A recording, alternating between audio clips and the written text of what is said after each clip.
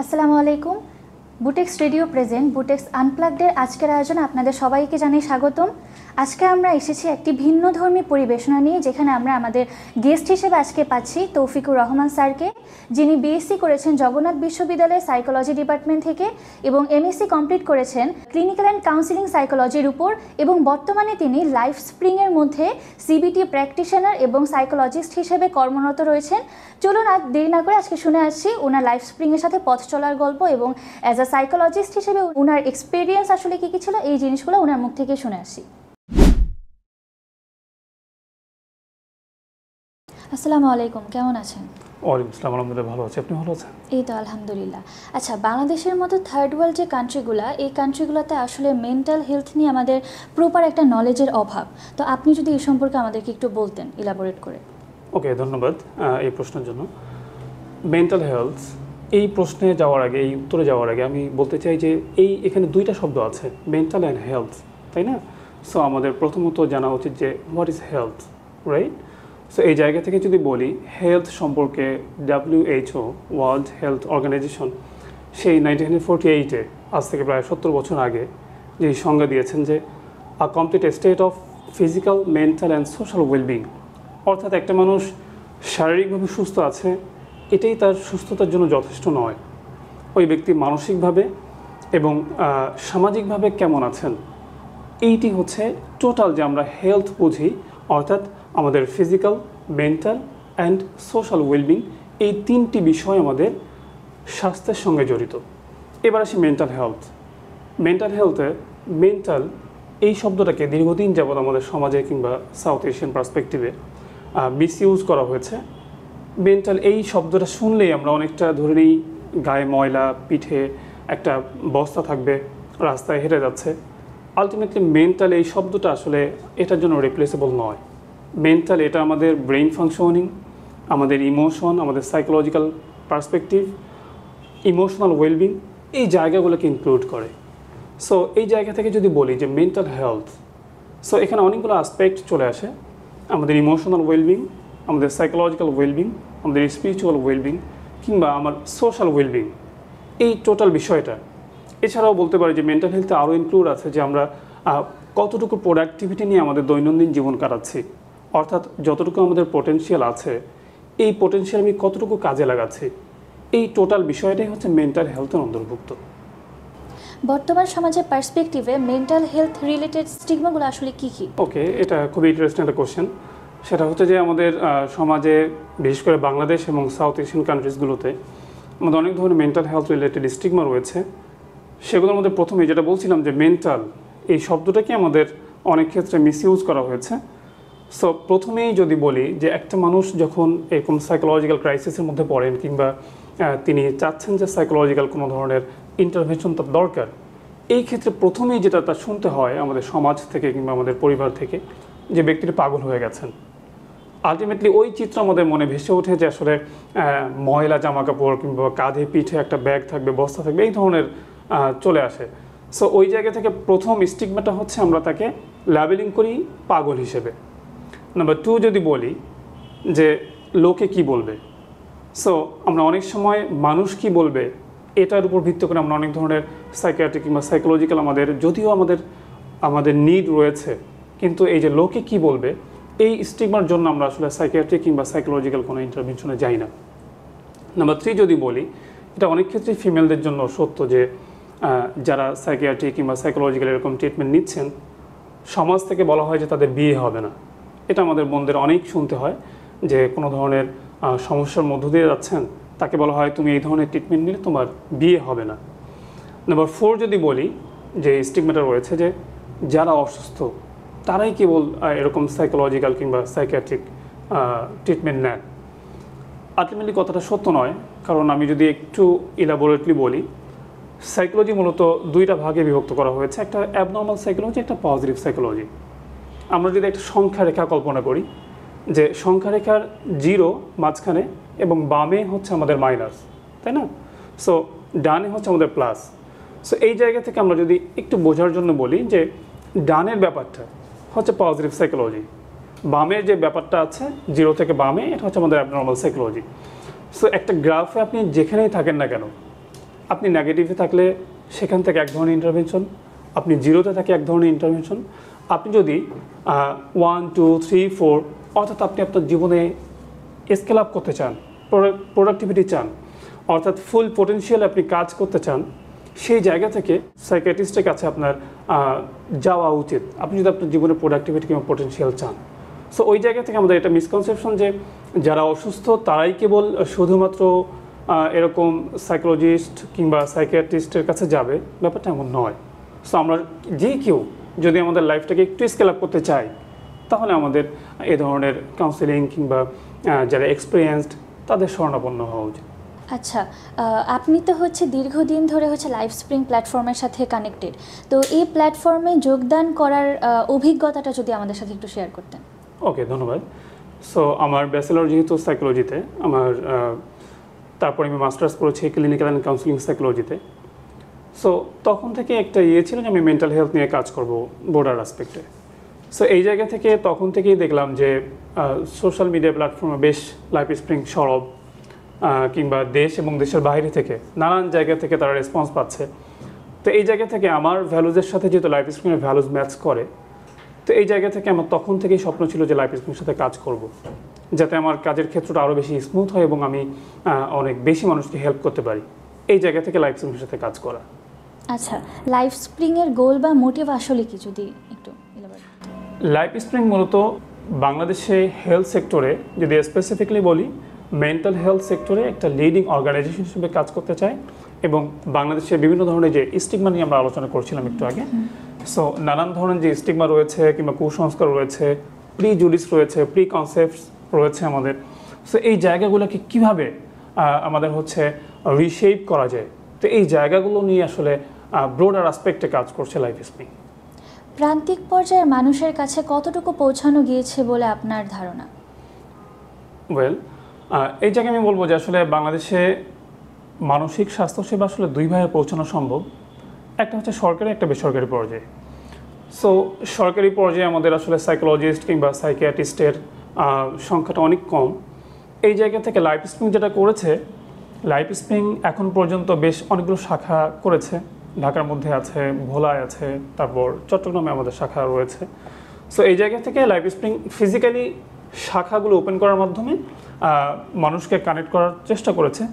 এছাড়াও আসলে প্রান্তিক জনগোষ্ঠী যদি আমরা বলি, যে আমরা ফর এক্সাম্পল আমরা ঢাকায় বসে আছি, কুড়িগ্রামের একজন ব্যক্তি হয়তো নানান ধরনের সাইকোলজিক্যাল সমস্যার মধ্যে ভুগছেন। সো ওই ব্যক্তি কীভাবে আসলে অ্যাভেল করবেন ঢাকা শহরে আসা কিংবা যাওয়া, ওই জায়গা থেকে লাইফ স্প্রিং যত ধরনের সোশ্যাল মিডিয়া প্ল্যাটফর্ম রয়েছে, ইউটিউব, ফেসবুক, ইনস্টাগ্রাম সহ নানান ধরনের সোশ্যাল মিডিয়া, এগুলোকে ইউজ করার মধ্য দিয়ে শুধুমাত্র দেশ নয়, দেশের বাইরে থেকে নানান প্রান্ত থেকে পৃথিবীর যারা বাংলা ভাষাভাষী মানুষ রয়েছেন তারা আমাদের সেবা নিচ্ছেন। সো লাইফ স্প্রিং এভাবে প্রান্তিক জনগোষ্ঠী এবং সারা বিশ্বে মোটামুটি পৌঁছে গেছে। আচ্ছা, বাংলাদেশের পার্সপেক্টিভে ইয়াং জেনারেশনদের উপর আসলে পরিবার এবং সমাজের মেন্টাল হেলথ নিয়ে ভূমিকাটা আসলে কেমন? ওয়েল, ধন্যবাদ এই প্রশ্নের জন্য। আসলে আমরা যখন জন্মগ্রহণ করি, সেই জায়গা থেকে যদি বিবেচনা করি, আমাদের প্রথম আশ্রয়স্থল হচ্ছে আমাদের পরিবার। সো এই জায়গা থেকে আমি পজিটিভ অ্যান্ড নেগেটিভ দুইটাই ইফেক্ট একটু বর্ণনা করব। সেটা হচ্ছে যে, যদি আব্রাহাম মাসলোর নাম শুনে থাকেন, তিনি একজন আমেরিকান সাইকোলজিস্ট।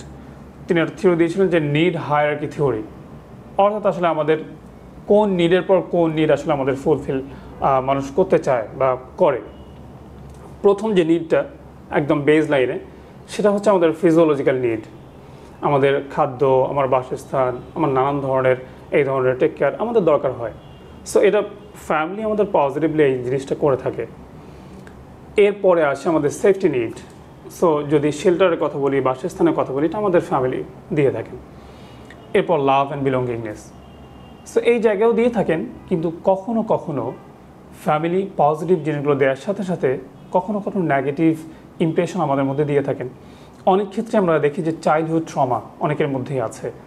সো অনেক সময় হয় কি যে আমাদের বাবা মা কিংবা ফ্যামিলির কেউ আমাদের ছোটোবেলায় মনের মধ্যে একটা বীজ বপন করে দেয় যে তোমাকে দিয়ে কিচ্ছু হবে না, ফিউচারে তুমি কিচ্ছু করতে পারবে না। সো এই ধরনের বীজ যে বপন করে দেয়া, এটা আসলে থ্রুআউট দি লাইফ সেই মানুষটি আসলে এই জিনিসটা চিন্তা করে যে আসলে আমাকে দিয়ে কিছু হবে না। সো এই বীজটা বপন করে দেয়া, এটা আসলে সারা জীবন ধরে তার মনের মধ্যে চলতে থাকে। অর্থাৎ ফ্যামিলি এবং সোসাইটি এই উভয়েরই আমাদের মেন্টাল হেলথের উপর, স্পেসিফিকলি আমাদের ইয়াং মেন্টাল হেলথের উপরে আমাদের পজিটিভ অ্যান্ড নেগেটিভ দুই ধরনেরই আমাদের ইম্প্যাক্ট রয়েছে। যদি আমরা ফ্রম হিস্ট্রি একটু তাকাই, যে টমাস আলভা এডিসন, ওনার নাম আমরা শুনেছি, জগৎ বিখ্যাত সায়েন্টিস্ট ছিলেন। সো ওনার মা, উনি একদিন স্কুল থেকে আসলেন এবং একটা চিঠি নিয়ে আসলেন। চিঠি নিয়ে আসার পরে উনি বললেন, আম্মা তোমাকেই শুধু পড়তে বলেছে আমার শিক্ষক। ওকে, তিনি বললেন, চিঠি খুললেন এবং বললেন যে আসলে আপনার ছেলে অনেক বেশি মেধাবী, তাকে পড়ানোর মতো শিক্ষক আমাদের স্কুলে নেই, আপনি তাকে অন্য কোথাও ভর্তি করান। সো তারপর সেই চিঠি বন্ধ করলেন টমাস আলভা এডিসনের মা। বন্ধ করার পরে দীর্ঘদিন চলে গেল এবং টমাস আলভা এডিসনের মা তাকে টেক কেয়ার করলেন, তাকে নার্চার করলেন। একটা সময় গিয়ে তিনি জগৎ বিখ্যাত সায়েন্টিস্ট হলেন এবং ফাইনালি গিয়ে যখন উনি চিঠিটি খুললেন, একটা সময় গিয়ে উনি চিঠিটি পান কোনো একটা জায়গায়। তো চিঠিটি পাওয়ার পরে উনি দেখলেন যে আসলে লেখা যে আপনার সন্তান অনেক বেশি নির্বোধ, তাকে বোঝানো আমাদের পক্ষে সম্ভব নয়, আপনি তাকে নিজেই পড়াশোনা করান। সো এই জায়গা থেকে টমাস আলভা এডিসনের মা ছোটোবেলায় কিন্তু তাকে সেই রিয়েল ইনফরমেশন দিতে পারতেন, বাট সেটা তার মেন্টাল হেলথের উপর অনেক বেশি ইম্প্যাক্ট ক্রিয়েট করতো সারা জীবন ধরে। এটা না করে টমাস আলভা এডিসনের মা যেটা করলেন, তাকে একটা পজিটিভ ভাইব দেওয়ার চেষ্টা করলেন এবং তাকে নিজেই পড়াশোনা করালেন এবং তাকে ফাইনালি একজন জগৎ বিখ্যাত সায়েন্টিস্টে রূপান্তরিত করলেন। সো এখনও আমাদের সোসাইটিতে হয়তো এই ধরনের মা রয়েছেন। অন দি আদার হ্যান্ড, যারা আমরা চাইল্ডহুড ট্রমাতে ভুগি কিংবা হচ্ছে আমাদের অনেক ধরনের আমাদের কেস আছে, আমি যদি একটু শেয়ার করি, সেটা হচ্ছে যে আমার কাছে একজন ক্লায়েন্ট আসে, ছদ্মনাম হৃদয় খান। হৃদয় খান বাংলাদেশের একটা টপ মোস্ট ইউনিভার্সিটিতে, ইঞ্জিনিয়ারিং ইউনিভার্সিটিতে পড়েন। সো তারপরেও তার বাবা মা তাকে অ্যাকসেপ্ট করতে পারছেন না এবং এত সুন্দর একটা সাকসেসফুল লাইফ পাওয়ার পরেও যদি আমরা মোটামুটি একটা এই দিকে তাকাই ফ্রম সোশ্যাল আসপেক্ট, যে তিনি একটা ভালো ইউনিভার্সিটিতে পড়েন, ভালোভাবে লাইফ লিড করছেন, তার বাবা মা তাতে সন্তুষ্ট না। অন দি আদার হ্যান্ড, তার একটা রিলেশনশিপ ছিল ক্লাস 9-10-এ যখন ছিল, তার বাবা মা কী করতেন, অলওয়েজ তাকে এই জিনিসটাই বলতেন যে অন্য কোনো কিছু ভুল করেছে, তাকে বলতেন তুই রিলেশন করস, তুই এটা করস, ওটা করস, মানে সবসময় একটা দোষের সাথে অন্য একটা দোষ কানেক্টেড করে দিতেন। সো এই জায়গাটা আমাদের অনেক বাবা মাই করে থাকেন এবং ফাইনালি ওই মানুষটা আসলে স্বাচ্ছন্দ্য বোধ করে না সমাজে চলতে। সে যখন ভিতর থেকে কিংবা ফ্রম প্যারেন্টস অর্থাৎ ফ্যামিলি থেকে যখন এই ধরনের নানান ধরনের বাঞ্ছনার শিকার হন, তখন অনেক বেশি সাকসেসফুল হওয়ার পরেও তার মধ্যে একটা লো সেলফ এস্টিম কাজ করে। সো এই জায়গায় আমরা দুই ধরনের এক্সাম্পলই দেখলাম, পজিটিভ অ্যান্ড নেগেটিভ। অর্থাৎ আমাদের সোসাইটিতে যেমন পজিটিভ ইম্প্যাক্ট তৈরি করা বাবা মা রয়েছেন, ফ্যামিলি কিংবা সোশ্যাল লোকজন রয়েছেন, অন্যদিকে আমাদের মনের মধ্যে নেগেটিভ বীজ বপন করে দেয়া মানুষের অভাব নেই।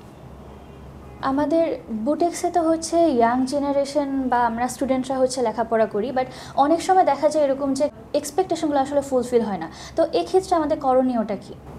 ওকে, ধন্যবাদ। তো আমি যেহেতু বুটেক্সে বেশ কিছুদিন কাজ করছি এবং সামনেও কাজ করব, সো এই জায়গায় বুটেক্সে যারা আছেন মোটামুটি হচ্ছে তারা এইজ রেঞ্জে যদি বলি 19 থেকে বেশ 24, 25, 26 এরকম। সো আর্লি অ্যাডাল্টহুডে সবাই আছেন মেইনলি। সো এদেরকে সবাইকে ইয়াং বলা যায়। সো এই জায়গায় বলবো অনেকেই হচ্ছে একাডেমিক কিংবা এক্সপেক্টেড যে ক্যারিয়ার পাথ সেটা পাচ্ছে না।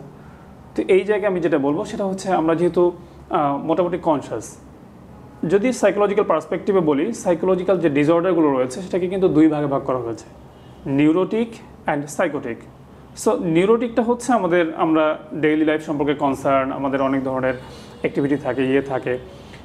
আর সাইকোটিক যারা, তারা হচ্ছে ডেইলি লাইফ সম্পর্কে তারা কনসার্ন না। তো এই জায়গায় আমি বলবো যে আমরা আসলে কেউই সাইকোটিক না যারা হচ্ছে বুটেক্সে আছেন। সবার মধ্যেই হয়তো কোনো না কোনো প্রবলেম আছে, মাত্রাটা কারোর মধ্যে কম, কারোর মধ্যে বেশি। আমরা আসলে যেমন যদি এক্সাম্পল বলি, আমরা ডেইলি লাইফে অনেকেই রাগ করি, এটা আমাদের একটা বেসিক ইমোশন, তাই না? আমরা হ্যাপি হই, আমরা স্যাড হই, এটা আমাদের বেসিক ইমোশন। বেসিক ইমোশন 6টা আমাদের রয়েছে। সো এই জায়গায় আমাদের ডেইলি লাইফে যে আপস অ্যান্ড ডাউনস সেটা আমাদের একটা লাইফের পার্ট বলা যায়। বাট আমরা সমস্যা কখন বলছি, যখন এটা কন্টিনিউয়াম, মানে মাত্রাগত সমস্যা। দ্যাট মিনস আমি রাগ করছি, বাট রাগের মাত্রাটা অনেক বেশি, আমি অল্প বিষয়ে অনেক বেশি রাগ করে ফেলছি। এই ধরনের প্রবলেমগুলো হচ্ছে নিউরোটিক প্রবলেমের মধ্যে পড়ে। সো এই জায়গায় আমাদের যারা সিনিয়র রয়েছেন তাদের একাডেমিক লাইফটা কেমন ছিল সেখান থেকে আমাদের হচ্ছে প্র্যাকটিক্যাল অভিজ্ঞতা নেওয়া, নাম্বার 1। নাম্বার 2 হচ্ছে যারা বিভিন্ন ফিল্ডে আছেন, অলরেডি সাকসেসফুল, আপনাদের বুটেক্স থেকে কিংবা টেক্সটাইল ফিল্ডে আছেন, তাদের কাছে সাজেশন নেওয়া, নাম্বার 2। নাম্বার 3 যদি আমি সাইকোলজিক্যাল আসপেক্টে বলি, এই জায়গায় আমাদের কিছু ফিলোসফিক্যাল চেঞ্জ দরকার। অর্থাৎ ফিলোসফিক্যাল চেঞ্জটা কেমন, যে আমরা যতটুকু পেয়েছি এই জায়গায় আমাদের গ্রেটফুল থাকা উচিত। আমরা আসলে অনেক ভালো ইনস্টিটিউশনে পড়ার সুযোগটা পেয়েছি, এই জায়গায় আমাদের গ্রেটফুল থাকা উচিত।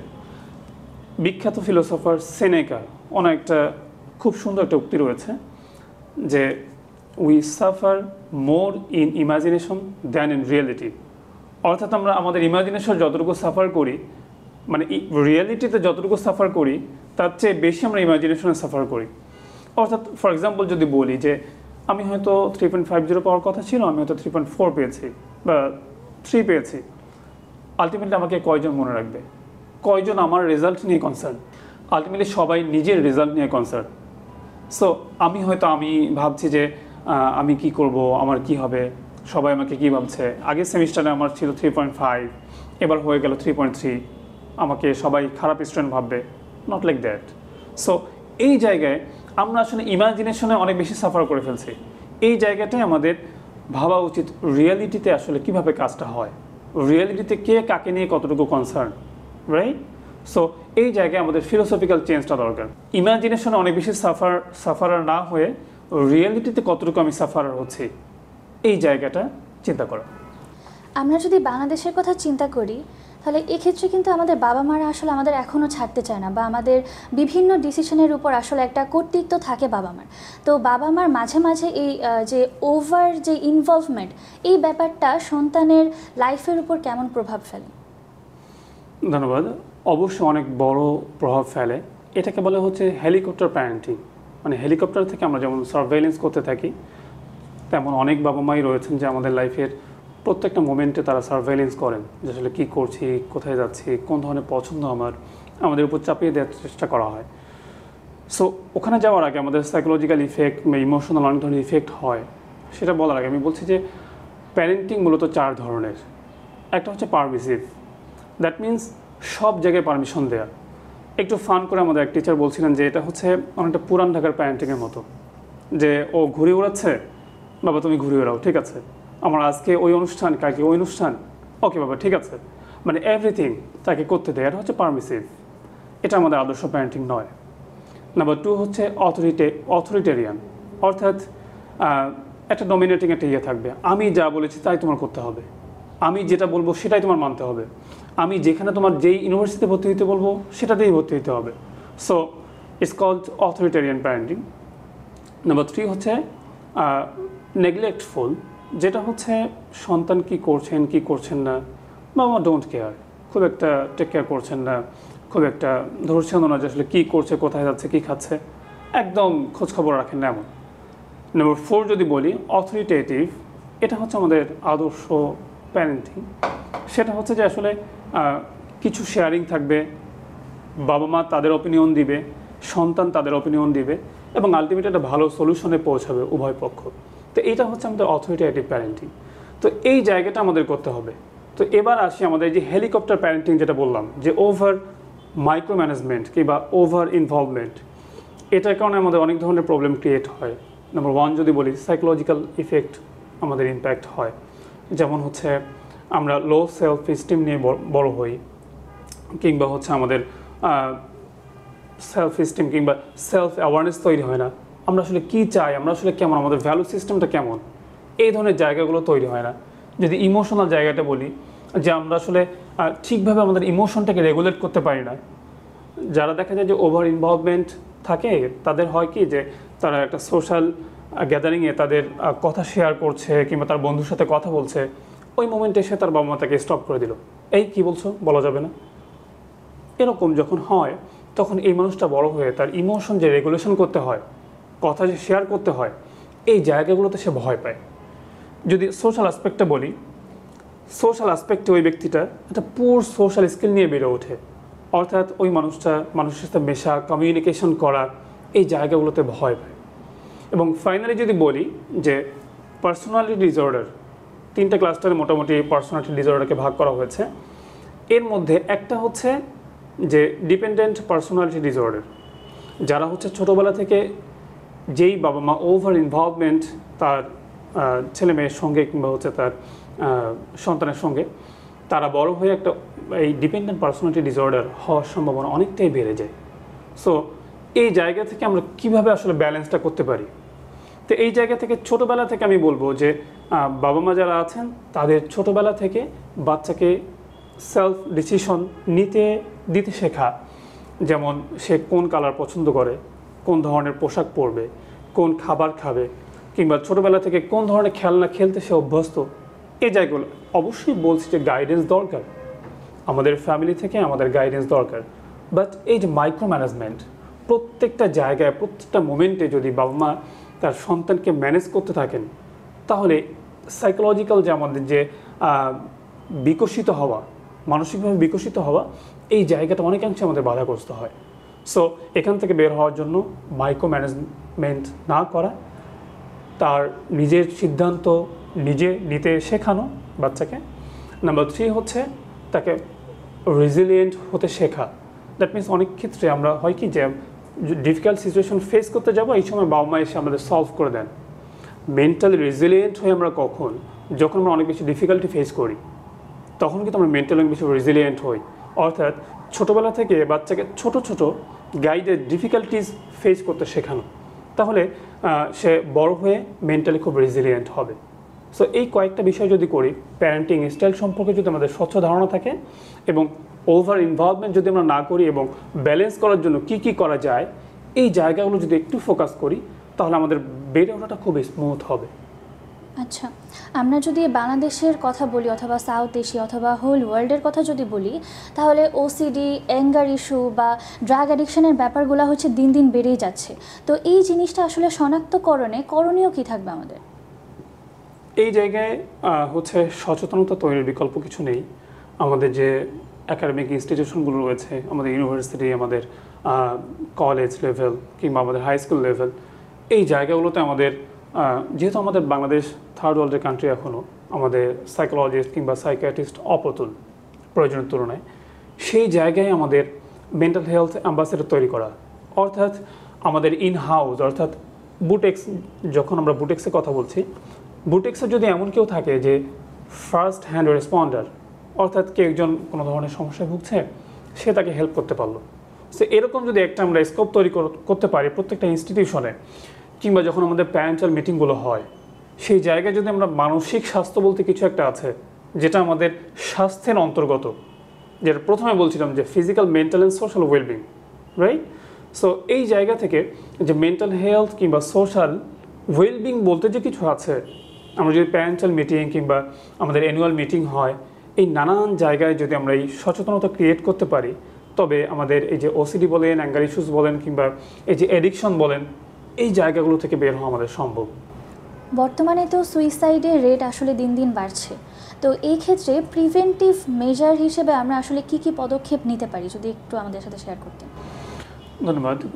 সুইসাইডটা হচ্ছে আমাদের একটা ক্রুশাল একটা ইস্যু আমাদের ইয়াং জেনারেশনের জন্য কিংবা ওভারঅল আমাদের কান্ট্রির জন্য, যেটা শুধু আমাদের কান্ট্রি না, সারা বিশ্বের জন্য একটা কনসার্ন। সুইসাইডে যদি বাংলাদেশে আমরা শুধু শিক্ষার্থীদের একটা পরিসংখ্যান বলি, যে 2024 সালে 310 জন শিক্ষার্থী সুইসাইড করেন, 2023 সালে যেটা ছিল 512 জন, এবং 513 জন 2022-এ যেটা ছিল 532 জন, মানে খুব একটা বার্নিং ইস্যু সুইসাইড। তো এই জায়গায় হচ্ছে আমাদের যারা চলে গেছেন তাদেরকে তো আসলে ফিরিয়ে আনা সম্ভব নয়, যারা আছেন কিংবা যারা আমরা সোসাইটিতে এখনও আছি, তাদের আসলে ভয়েস রেজ করা আমাদের উচিত।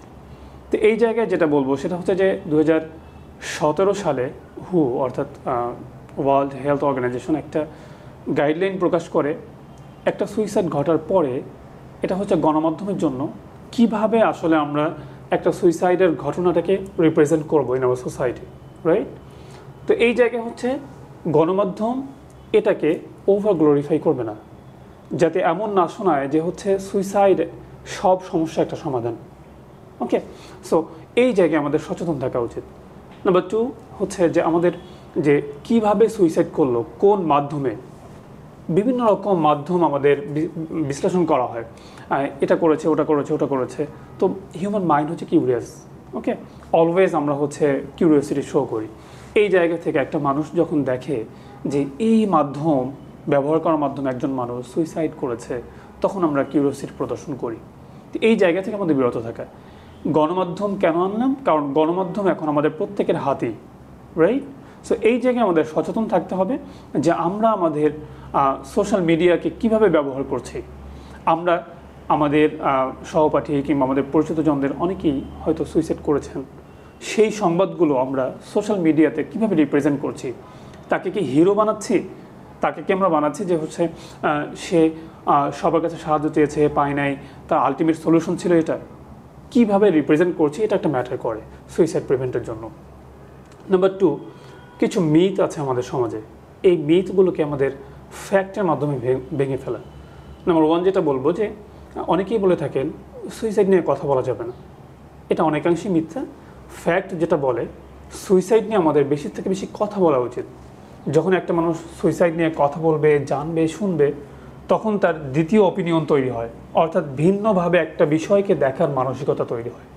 এই জায়গা থেকে আমরা বলবো যে যত বেশি সম্ভব সুইসাইড নিয়ে অ্যাওয়ারনেস তৈরি করা এবং আমাদের যে মিথগুলো আছে এগুলোকে আমাদের ভেঙে ফেলা ফ্যাক্টের মাধ্যমে। নাম্বার 2 মিথ যদি বলি, অনেকেই মনে করেন যে আসলে যারা সুইসাইডের কথা বলেন তারা সুইসাইড করেন না, কিন্তু এটা একটা প্রিকশনস। যে অনেকেই বলেন যে আমার ভালো লাগছে না, আমার পৃথিবীতে থাকতে মন চায় না, আমার নিজেকে মেরে ফেলতে মন চায়। এই মানুষগুলোকে কিছুটা অবজারভেশনে রাখা, অর্থাৎ যে কোনো সময় তারা এই ধরনের কমিট করে ফেলতে পারেন। সো এটা একটা প্রিভেন্টিভ মেজার হতে পারে। নাম্বার 3, আমাদের যেটা ধারণা থাকা উচিত যে একটা মানুষ যখন সুইসাইড করেন তিনি কিন্তু আসলে নিজেকে মেরে ফেলার জন্যই সুইসাইড করেন না। তিনি যেটা করেন, তিনি তার পেইনগুলোকে মেরে ফেলার জন্য সুইসাইড করেন। অর্থাৎ ওই মানুষটাকে যদি আমরা অ্যাক্টিভলি শুনি, এমপ্যাথি কিংবা সিম্প্যাথি শো করি, সো অনেক সম্ভাবনা আছে যে আমরা সেই মানুষটা যিনি তাকে একটু সাহায্য করতে পেরেছে, কিংবা তিনি ওই জায়গা থেকে কাম ব্যাক করার সমূহ সম্ভাবনা থাকলেও থাকতে পারে। সো এই জায়গাগুলো আমাদের ইনশিওর করা যে তিনি কোনো প্রিকশনস দিচ্ছেন কিনা। অনেকেই মনে করে যে হচ্ছে সুইসাইডের কোনো রকম কোনো প্রিকশনস হয় না, কোনো সাইন সিমটমস হয় না। আলটিমেটলি এটা সম্পূর্ণই ভুল। মানুষ যখন প্রচণ্ড রকম রিলেশনশিপ ক্রাইসিস, ফিনান্সিয়াল ক্রাইসিস কিংবা একাডেমিক প্রেশার কিংবা জব ক্রাইসিস, নানান ধরনের ক্রাইসিসের মধ্য দিয়ে যান, সো ওই মোমেন্টগুলোতে খুবই ভালনারেবল পরিস্থিতির মধ্য দিয়ে যান। ওই সময়গুলোতে একটা মানুষ সুইসাইড প্রন থাকেন। সো ওই সময়টাতে তাকে অবজার্ভ করা কিংবা তার পাশে যিনি থাকেন তাকে সাপোর্ট দেওয়া। সো এই জায়গাগুলো যদি আমরা করি, অনেকাংশেই আমাদের এই সুইসাইডকে প্রিভেন্ট করা সম্ভব। মেন্টাল হেলথ ইস্যু নিয়ে আসলে দুইটা ওয়ার্ড আমাদের কাছে অনেক বেশি ফ্যামিলিয়ার। সেই দুইটা ওয়ার্ড হচ্ছে একটা থেরাপি, একটা হচ্ছে কাউন্সিলিং। তো এই দুইটা ওয়ার্ডের মধ্যে আসলে পার্থক্যটা কোথায় একটু আমাদেরকে বলবেন, আর এই জিনিসগুলো সহজলভ্য করার জন্য কি কি ধরনের স্টেপ নেওয়া যেতে পারে এটাও একটু আমাদের সাথে শেয়ার করবেন। ওকে, ধন্যবাদ। সো মেন্টাল হেলথে খুবই প্রচলিত দুইটা ওয়ার্ড, একটা হচ্ছে কাউন্সিলিং আর হচ্ছে সাইকোথেরাপি। ওকে, সো এই জায়গায় কাউন্সিলিংটা হচ্ছে মোটামুটি সারফেস লেভেলের সমস্যা নিয়ে কাজ করে। যেমন আমরা দৈনন্দিন জীবনে অনেক ধরনের প্রতিবন্ধকতার শিকার হই। যেমন আমরা একাডেমিক প্রেশার নিয়ে কথা বলছিলাম, আমরা রিলেশনশিপ নিয়ে কথা বলছিলাম, কিংবা আমরা স্ট্রেস ম্যানেজমেন্ট নিয়ে কথা বলি, অ্যাঙ্গার ম্যানেজমেন্ট নিয়ে কথা বলি। এই জায়গাগুলো মূলত যারা কাউন্সিলর তারা ডিল করেন। ওকে, যারা সাইকোথেরাপিস্ট তারা মূলত আরও ডিপার লেভেলে কাজ করেন। অর্থাৎ আমরা প্রিভিয়াসলি বলেছি যে মেন্টাল ডিসঅর্ডারগুলোকে দুইটা ভাগে ভাগ করা যায়, এটা সাইকোটিক, একটা নিউরোটিক।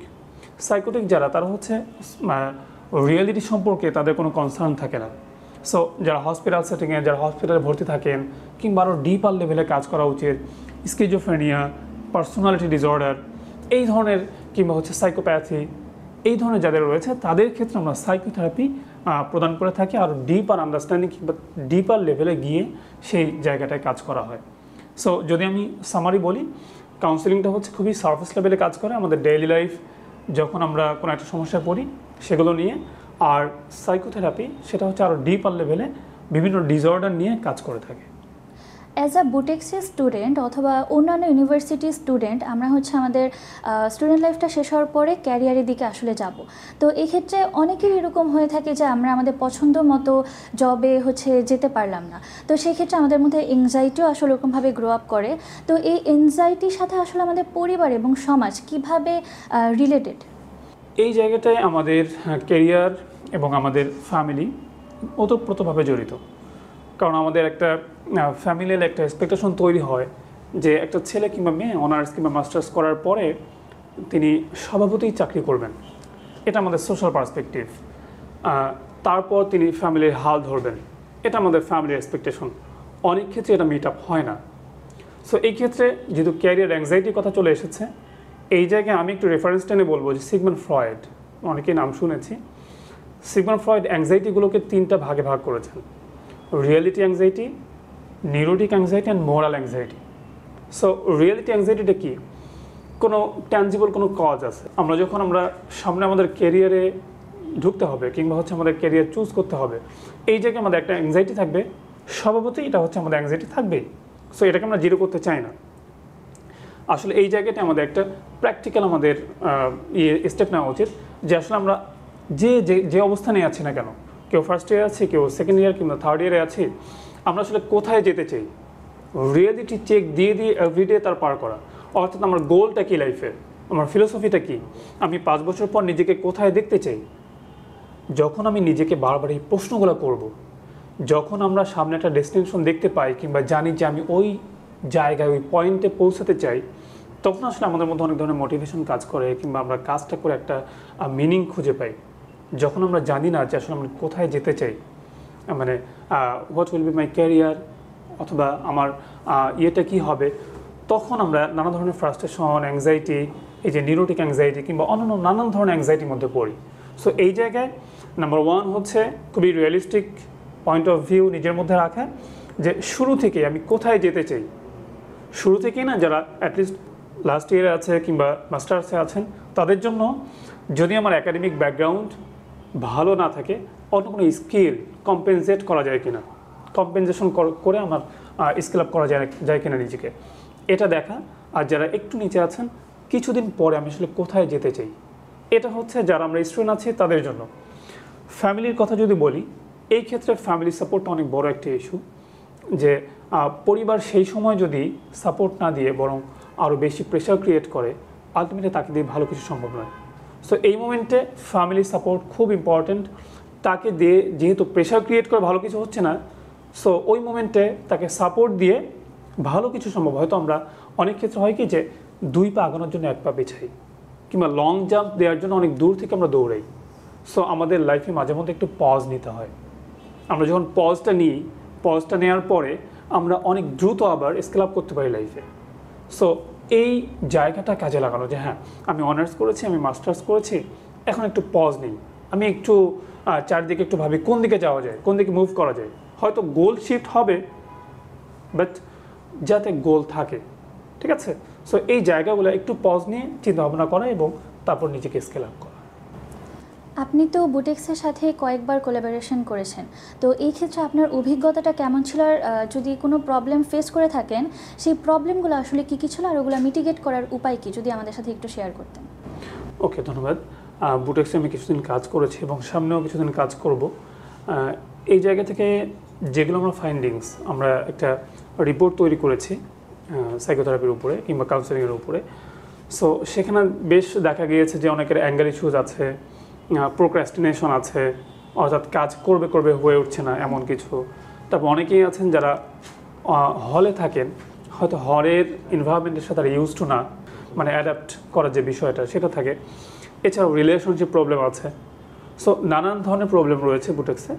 এই জায়গা থেকে আমি বলবো যে আসলে কেউ যদি এমন হয় যে আসলে কোনো ধরনের প্রবলেম নাই, আমরা যদি আবার ওই সংখ্যা রেখার কথাটা চিন্তা করি যে আমি 0 পয়েন্টে আছি, কিংবা আমি 1-এ আছি, আমি 2-এ আছি, সো আমি যেখানেই থাকি না কেন আমার স্কেল আপ করা উচিত, কিংবা আমার প্রোডাক্টিভিটি দরকার লাইফে, কিংবা আমি প্রোক্রাস্টিনেট করছি, করা হয়ে উঠছে না।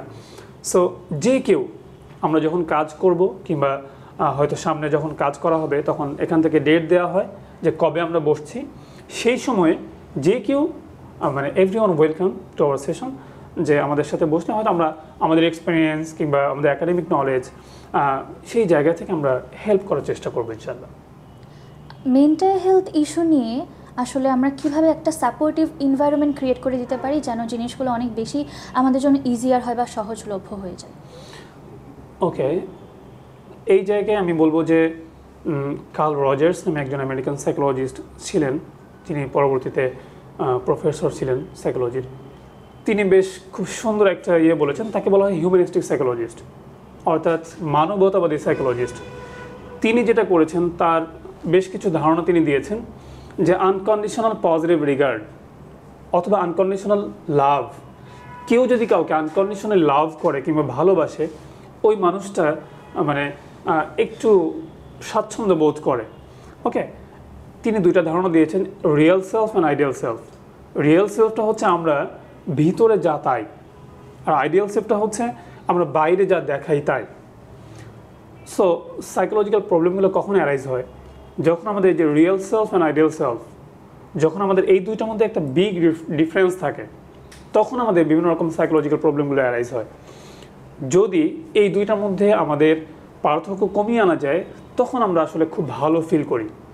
তো কার্ল রজার্স বলেছেন যে যখন একজন মানুষকে আনকন্ডিশনালি অ্যাকসেপ্ট করে নেওয়া হয়, যে কোনো রকম কোনো কন্ডিশন দিচ্ছি না, যদি তবে কিন্তু কোনো কিছু নাই এখানে, আমি তোমাকে অ্যাকসেপ্ট করে নিলাম, কিংবা কাউকে যখন আমরা অ্যাকসেপ্ট করি আমরা পাশের মানুষকে, তখন ওই মানুষটা কোনো প্রিটেন্ড করে না, অর্থাৎ তার real self and ideal self একই রকম থাকে, কাছাকাছি থাকে। এই জায়গায় যদি আমি সামারি করি যে একটা মানুষকে কিভাবে আমরা সাপোর্ট দিতে পারি কিংবা সাপোর্টিভ এনভায়রনমেন্ট তৈরি করতে পারি, নাম্বার 1 হচ্ছে সিম্প্যাথি শো করা, 2 হচ্ছে এমপ্যাথি শো করা, একটা সহানুভূতি, একটা সমানুভূতি। ওকে, নাম্বার 3 হচ্ছে অ্যাক্টিভ লিসনিং, অর্থাৎ তাকে মন দিয়ে শোনা। আমরা অনেক সময় হয় কি যে আমরা বেশি বলি, শুনি কম। এই জায়গায় যদি আমরা ওই মানুষটার কাছে অ্যাটলিস্ট কোনো কিছু দরকার নেই, যদি আমরা ওই মানুষটার কাছে শুনি, জাস্ট সে যা বলছে জাস্ট মনোযোগ দিয়ে আমি ফিজিক্যালি অ্যান্ড মেন্টালি এখানে প্রেজেন্ট আছি, এই অবস্থায় যদি আমরা তাকে শুনি, তার অর্ধেক তার যে ওজন আছে তার কমে যাবে মেন্টালি। ওকে, এই জায়গায় তাকে অ্যাক্টিভ লিসনিং করা এবং আনকন্ডিশনালি তাকে অ্যাকসেপ্ট করে নেওয়া। তারপর হয়তো আমরা ডিসকাশন করব কোথায় ডিসক্রিপেন্সি আছে, কোথায় কম বেশি আছে, হয়তো তারপরে। But first of all we should accept unconditionally. আপনি তো বেশ কয়েকদিন ধরেই বেশ অনেক দিন ধরে আসলে সিবিটি প্র্যাকটিশনার অথবা হচ্ছে অ্যাজ আ সাইকোলজিস্ট হিসেবে আপনি আপনার জব লাইফকে কন্টিনিউ করছেন। তো এই ক্ষেত্রে আপনার সাথে ঘটা কোনো ইন্টারেস্টিং ইনসিডেন্ট যদি আমাদের সাথে শেয়ার করতেন। ওকে, এটা একটা খুবই ইন্টারেস্টিং একটা কোশ্চেন। সেটা হচ্ছে যে আমরা তো হচ্ছে অনার্স এবং মাস্টার্স করার পরে আমরা একটা ইন্টার্নশিপের মধ্য দিয়ে যাই। সো ইন্টার্নশিপ করার সময় আমার খুব একটা ভালো স্মৃতি মনে আছে, যেটা আমাদের একটা দায়িত্ব থাকে যে আইকিউ টেস্ট করা। অ্যাজ এ সাইকোলজি আমরা আইকিউ টেস্ট করি। সো আমার মনে আছে এখনও যে আইকিউ টেস্ট করতে গিয়ে আমরা যেহেতু ভালনারেবল গ্রুপ অফ পিপলকে নিয়েই কাজ করি, সো একজন হচ্ছে স্পেশাল চাইল্ড আসেন আমার কাছে, বয়স 17 কিংবা 18 এরকম হবে, অলমোস্ট অ্যাডাল্ট। সো এই জায়গায় আমি তার আইকিউ টেস্ট করার জন্য আমি ফর্ম কিংবা সব কিছু নিয়ে বসি। ইন দ্যাট কেস কোনো একটা কারণে ওর প্রচণ্ড রকম অ্যাঙ্গার ইস্যু ছিল এবং আমাকে গলায় ধরে ফেলে, এবং সেটা আমি প্রচণ্ড ভয় পেয়ে যাই। গলায় ধরে আমাকে মোটামুটি আমার চেয়ে লম্বা চড়া এবং দেখতে অনেক সুঠাম দেহি। সেটা আমার that was the first experience in my life, যে আইকিউ টেস্ট করতে গিয়ে আমি এই ধরনের একটা ইনসিডেন্টের শিকার হই। আল্লাহ তাকে ভালো রাখুক, সুস্থ রাখুক, সে যেখানেই থাকুক, আমি তার মঙ্গল চাই। আমরা জানি যে সে আনকনশিয়াসলি এটা করেছে, সে যদি কনশিয়াস থাকতো কিংবা হচ্ছে রিয়েলিটি সম্পর্কে ধারণা থাকতো, সে আসলে এটা করতো না। সো আমাদের এসব মানুষকে সহানুভূতি কিংবা সহানুভূতি প্রদর্শন করা উচিত। এটা আমার একটা ইনসিডেন্ট ছিল। নাম্বার 2 যদি বলি, আমার একাডেমিক লাইফ শেষ হওয়ার আগে আমরা একটা প্রজেক্টে কাজ করি গাজীপুরের কাপাসিয়ায়, একটা সরকারি প্রজেক্ট। সেখানে আমরা হচ্ছে স্পেশাল চাইল্ডদের নিয়ে কাজ করি। সো তখন দেখেছি যে আসলে নানান ধরনের মানুষ, আমরা শুধু একটা সময় আমাদের মিসকনসেপশন ছিল যে সাইকোলজিক্যাল ট্রিটমেন্ট কিংবা এরকম মানসিক সমস্যা কিংবা এরকম স্পেশাল চাইল্ড শুধুমাত্র যারা বড়লোক, যারা ধনিক শ্রেণী তাদের মধ্যেই মনে হয়। আলটিমেটলি ব্যাপারটা সত্য নয়। যারা খেটে খাওয়া মানুষ তাদেরও এরকম সাইকোলজিক্যাল ট্রিটমেন্ট দরকার হয়, কিংবা তাদের ঘরেও প্রচুর এরকম স্পেশাল চাইল্ড রয়েছে যাদের নিয়ে আমাদের কাজ করা উচিত। আপনার ফিউচার নিয়ে আসলে কর্মপরিকল্পনাটা যদি আমাদের সাথে একটু শেয়ার করতেন, যে আপনি কি আসলে এই সেক্টরেই থাকবেন অথবা এই সেক্টরে থেকে আরও কী কী বেটারমেন্ট আপনি করতে চান? আমি আসলে লাইফে যেখানেই থাকি, যেভাবেই থাকি, আমার একটা লাইফের প্যাশন হচ্ছে মেন্টাল হেলথ নিয়ে কাজ করা। যেটা বলছিলাম যে মেন্টাল হেলথ শুধুমাত্র অ্যাবনর্মাল সাইকোলজি না, এটা হচ্ছে পজিটিভ সাইকোলজিও এর মধ্যে ইনক্লুডেড আছে, যে আমরা লাইফে কতটুকু প্রোডাক্টিভ, লাইফে আসলে কত স্কেল আপ করতে পারি, অথবা পার্সোনালিটি ডেভেলপমেন্ট। আমরা জানি যে আমাদের কান্ট্রি একটা ওভার পপুলেটেড কান্ট্রি, রাইট? এই জনসংখ্যাকে জনসম্পদে কীভাবে রূপান্তর করা যায়, অনেকেই কাজ করছেন।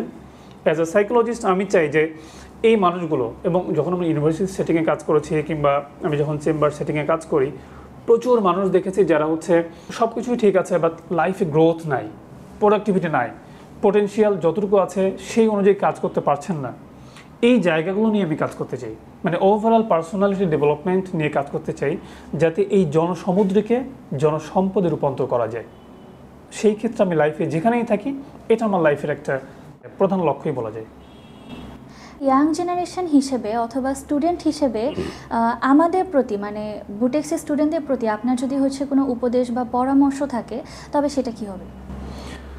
ওভারঅল যদি আমি পরামর্শ বলি, 3টি পরামর্শ বলবো ইয়াং জেনারেশনের জন্য। নাম্বার 1 হচ্ছে সেলফ অ্যাওয়ারনেস বৃদ্ধি করা, নিজেকে ভালোবাসা, নিজের যে ভ্যালু সিস্টেম আছে, নিজে আসলে কী চাই সেই জায়গাটাকে আইডেন্টিফাই করা।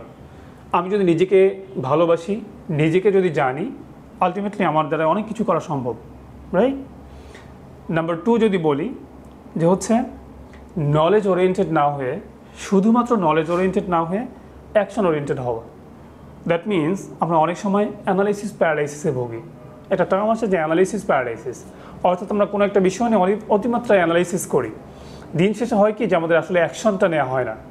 সো একটা কাজে অ্যাকশন নেওয়ার জন্য যতটুকু নলেজ দরকার, অতটুকু নলেজ নিয়ে আমি এটাতে অ্যাকশনে ঝাঁপিয়ে পড়ব। তাহলে নাম্বার 2 হচ্ছে অনলি নলেজ ওরিয়েন্টেড না হয়ে অ্যাকশন ওরিয়েন্টেড হওয়া। নাম্বার 3 হচ্ছে যে আমাদের কমফোর্ট জোন থেকে বের হওয়া। সো আমাদের কমফোর্ট জোনে অনেক কিছুই ঘটবে না, সেই জায়গা থেকে আমাদের কিছু অর্জন করার জন্য, কিছু অ্যাচিভ করার জন্য আমাদের কমফোর্ট জোন থেকে বের হতে হবে। সো এক্ষেত্রে আমি একটা ছোট্ট গল্প যোগ করতে পারি, যে ঈগল ছানা, অনেকেই জানি হয়তো, যে ঈগল ছানা হচ্ছে তার বাসার মধ্যে হচ্ছে তার বাবা তাকে একদিন বলছিল যে তুমি বাইরে যাও, বাইরে যাও, বাইরে যাও, তুমি একটু আকাশে উড়ো। সে বলছে না, আমি তো উড়তে পারি না। তখন ঈগল ছানার বাবা বাধ্য হয়ে তাকে ধাক্কা দিয়ে বাসা থেকে বের করে দেয়, এবং সে যখন নিচে পড়ছে এই মোমেন্টে দেখে সে পাখা ঝাপটাচ্ছে এবং একটু করে উঠতে পারছে, এবং একটা সময় গিয়ে সে দেখলো যে সে উঠতে পারে। সো এই যে নিজের পাখায় ভর দিয়ে চলা কিংবা সেলফ ডিপেন্ডেন্ট হওয়া, কমফোর্ট জোন থেকে বের না হলে মানুষ আসলে সেলফ ডিপেন্ডেন্ট হতে পারে না। যেটা বলছিলাম প্রথমের দিকে, যে মেন্টালি রেজিলিয়েন্ট হওয়ার জন্য আপনাকে ডিফিকাল্ট সিচুয়েশন ফেস করতেই হবে। সো এই জায়গায় সামারি হচ্ছে 3টা জিনিস: সেলফ অ্যাওয়ারনেস বৃদ্ধি করা, নাম্বার 2 হচ্ছে অনলি নলেজ ওরিয়েন্টেড না হয়ে অ্যাকশন ওরিয়েন্টেড হওয়া, নাম্বার 3 হচ্ছে কমফোর্ট জোন থেকে বের হওয়া। অসংখ্য ধন্যবাদ স্যার, আপনার এত গুরুত্বপূর্ণ সময় দিয়ে হচ্ছে আমাদের সাথে থাকার জন্য। আর বাংলাদেশের কথা বলি বা সাউথ এশিয়ান বা পুরো হোল ওয়ার্ল্ডের অনেক গুরুত্বপূর্ণ একটা ইস্যু হচ্ছে আসলে মেন্টাল হেলথ ইস্যু। তো এই ব্যাপারে অনেক অজানা ইনফরমেশন আমাদের সাথে শেয়ার করার জন্য আপনাকে অসংখ্য ধন্যবাদ। আপনাকে অনেক ধন্যবাদ, এবং বুটেক্স রেডিও ক্লাব এবং যারা আছেন ক্যামেরার সামনে এবং পিছনে সবাইকে অসংখ্য ধন্যবাদ এমন একটা সুন্দর আয়োজন করার জন্য, যেখানে আমরা মানুষের এক্সিস্টেন্সিয়াল পারপাস নিয়ে কথা বলছি। মানুষ আসলে লাইফে কী করবে, কী করা উচিত এবং কতটুকু মিনিংফুল লাইফ লিড করা উচিত সেগুলো নিয়ে কথা বলছি। সবাইকে আবারও ধন্যবাদ জানিয়ে বিদায় নিচ্ছি। আসসালামু আলাইকুম। আজকের এপিসোডে আমরা দেখলাম সাইকোলজিস্ট তৌফিকুর রহমান স্যারের কিছু গুরুত্বপূর্ণ মেন্টাল হেলথ সেশন নিয়ে কিছু গুরুত্বপূর্ণ আলোচনা, যা হচ্ছে আমাদের সোসাইটির বিভিন্ন নর্মসগুলোকে আসলে কাটিয়ে উঠতে অনেক বেশি পরিমাণে সহায়ক। আশা করি আমাদের আবার দেখা হবে নতুন কোনো এপিসোডে। ঠিক ততদিন পর্যন্ত সাথে থাকুন, আমাদের সাথে থাকুন বুটেক্স রেডিও। ধন্যবাদ।